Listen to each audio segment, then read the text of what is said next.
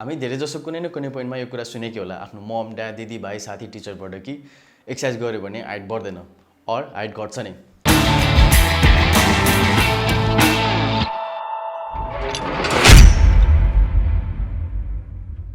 Welcome back to our channel Gym Guru and this is the new series of myth Monday जहाँ चाहिँ हामी जिमको मिथको बारेमा कुरा गर्छौँ if it's really true or just a bro science. First of all म फिजिशियन पनि होइन, म न्युट्रिसनिस्ट पनि होइन, म फिटनेस एक्सपर्ट पनि होइन। All the information that I'm gonna share with you is gonna be based on my experiences and my research. So today we're gonna talk about weight lifting and height stunt. Exercise or weight lifting गऱ्यो भने हाम्रो height बढ्नु stop हुन्छ कि हुँदैन त? सबसे सुरुमा तपाईँहरूलाई एउटा क्वेसन मेरो, what are you willing to do if you know that your son, brother, sister, friend or your loved ones are going to suffer from obesity, motapan, cholesterol, blood sugar, diabetes and many more? Well, ma bhako bhai chahi I would make them develop a healthy habit, introduce them to exercise and nutrition because sooner the better. हाम्रो culture कस्तो छ भने बर्थडेमा cake काट्ने पर्ने, chocolate बाँड्ने पर्ने, बिदामा ice cream खुवाउने, अनि सपिङ जाँदाखेरि जङ्क खुवाउने, and why wouldn't we develop an unhealthy habit when all we say is junk culture? अनि हामीलाई बच्चैदेखि हेल्दी ह्याबिटको बारेमा केही पनि थाहा पनि हुँदैन। Why not make exercise a lifestyle from the very beginning, right? तर हामीलाई त हाइट नबढ्ला भन्ने टेन्सन छ, हाइट घट्टा भन्ने टेन्सन छ, ढाड भाँचेला भन्ने टेन्सन छ। वेल, यो भिडियोबाट चाहिँ म यो सब डाउटहरू क्लियर गर्न खोज्छु आज।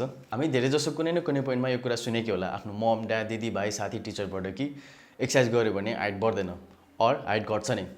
वेल, म सेकेन्डरीमा हुँदाखेरि कराटे नखेले हाइट घट्छ भन्नेहरू धेरै भेटेँ मैले, which I didn't believe in, किनकि त्यतिखेर लजिकले काम गरिरहेको थियो। बढिसक्यो हाइट कसरी घट्छ यार, तर हाइट बढ्दैन भन्ने डाउट चाहिँ धेरै टाइमसम्म बस्यो। त्यही पनि रिस्क लिएँ, जिम गएँ, तर स्क्वाड चाहिँ कहिले गरिनँ बिकज त्यतिखेर लजिकले काम गर्यो। भारी माथिबाट उचाल्यो, तल प्रेसर पर्छ, हेन्स हाइट बढ्दैन, which of course is not true as well. So यो मिथ चाहिँ कहाँबाट आयो त? It was back in 1960s in Japan. बच्चाहरू जसले चाहिँ भारी उठाएर काम गर्थ्यो फर देयर लिभिङ, उनीहरू चाहिँ इन कम्पेयर टु अदर्स उनीहरू चाहिँ हाइटमा सानो थियो। अनि कन्क्लुजन के आयो भने भारी कुराहरू उठायो भने चाहिँ हाम्रो epiphyseal plate or growth plate चाहिँ ड्यामेज हुन्छ, हेन्स प्रिमेचर हाइट स्टन्ट। हाम्रो ग्रोथ प्लेट चाहिँ कहाँ हुन्छ त? हाम्रो ग्रोथ प्लेट चाहिँ लङ बोन्सहरूको एन्डमा हुन्छ। अनि ग्रोथ प्लेट चाहिँ 5 तरिकाले ड्यामेज अर फ्र्याक्चर हुनसक्छ। So the first type of injury चाहिँ ठ्याक्कै यहाँ हुन्छ, parallel to growth plate. Second type चाहिँ ग्रोथ प्लेट हुँदै माथि फ्र्याक्चर। थर्ड टाइप चाहिँ ग्रोथ प्लेटबाट तल। फोर्थ टाइप चाहिँ तिनटै ठाउँमा छुन्छ, ग्रोथ प्लेट त्यसको तल र त्यसको माथि। अनि फिफ्थ चाहिँ ग्रोथ प्लेट पुरै क्रस हुन्छ। बिकज ग्रोथ प्लेट चाहिँ सुरुदेखि सलिड बन्नु हुँदैन, अलिकति डेलिकेट हुन्छ। अब क्वेसन आयो, जिममा कुन चाहिँ एक्सर्साइज गर्दाखेरि चाहिँ यो फ्र्याक्चर हुन्छ त? The answer is none of them. साइन्सले एक्चुअली के हुन्छ भन्छ त वेट लिफ्टिङ गर्यो भने?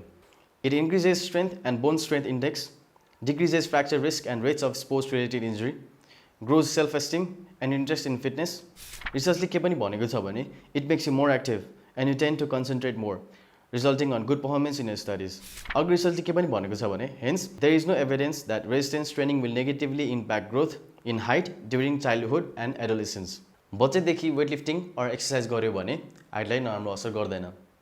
एक्सर्साइजको धेरै नै फाइदाहरू छ जुन सबै पोइन्ट आउट गर्न थाल्यो भने यो भिडियो धेरै नै लामो हुन जान्छ। सो म रिसर्च र आर्टिकल पेपर्सहरू चाहिँ डिस्क्रिप्सनमा हालिदिन्छु so that you can look it for yourself to.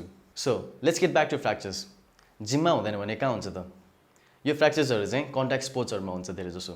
Contact sports like football, basketball, cricket and etcetera. And of course कुनै पनि एक्टिभिटी गर्दा राम्रो सुपरभिजन भएन भने एक्सिडेन्ट हुने चान्स जहाँ पनि हुन्छ, जिममा पनि।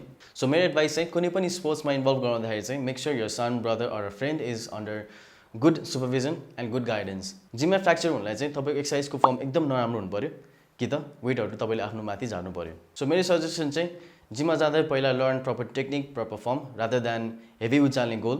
अनि अर्को कुरा, यदि तपाईँ बिलो टिन एज जिम जाँदै हुनुहुन्छ भने तपाईँको टार्गेट चाहिँ मसल बढाउने होइन, बिकज तपाईँको हर्मोन्सहरू डेभलप भइसकेको हुँदैन टु बिल्ड मसल। तपाईँको टार्गेट चाहिँ पहिला प्रपर फर्म, गुड स्ट्रेन्थ हुनु पऱ्यो। बिकज जब तपाईँको हर्मोन्सहरू डेभलप भइसकेको हुन्छ तपाईँको फर्म पनि पर्फेक्ट भइसकेको हुन्छ अनि तपाईँको मसल बढाउने पोटेन्सियल पनि एकदम फास्ट हुन्छ। मैले सबैजना यङ एजदेखि नै जिम जानुपर्छ भनेको पनि होइन, तर तपाईँको इन्ट्रेस्ट यसमै छ भने, तपाईँको बच्चाहरूको इन्ट्रेस्ट यसमै छ भने वाइ नट? बच्चादेखि हेल्दी ह्याबिट राख्नु राम्रो पनि हो। They will learn more about being fit, being healthy and learn more about nutrition on the way as well. Just make sure तपाईँको बच्चाहरू चाहिँ is under your or trainer supervision. अनि अघिको 5 तरिकाको फ्र्याक्चर्सहरू चाहिँ अफकोर्स निको हुन्छ नै, तर निको भइसकेपछि पनि हाइट ग्रो हुन चाहिँ स्टप हुँदैन।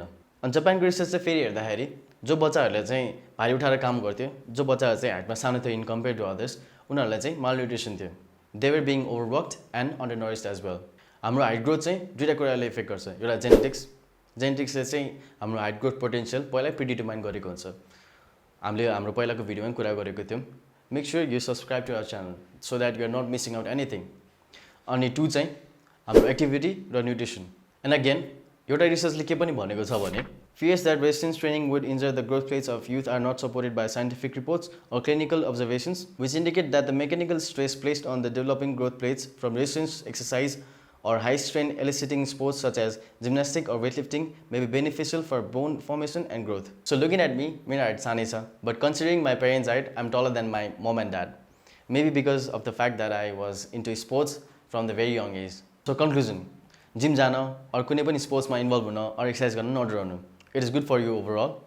Try to educate your children, your brother, your friend about nutrition and exercise rather than keeping them away from it. I hope this video helped you to clear up things about the myth, weightlifting and height stunt. Your video tapalai helpful लाग्यो भने please subscribe to our channel, like this video, comment below if you have heard any of the myth regarding going to the gym. Until then, stay healthy. See ya.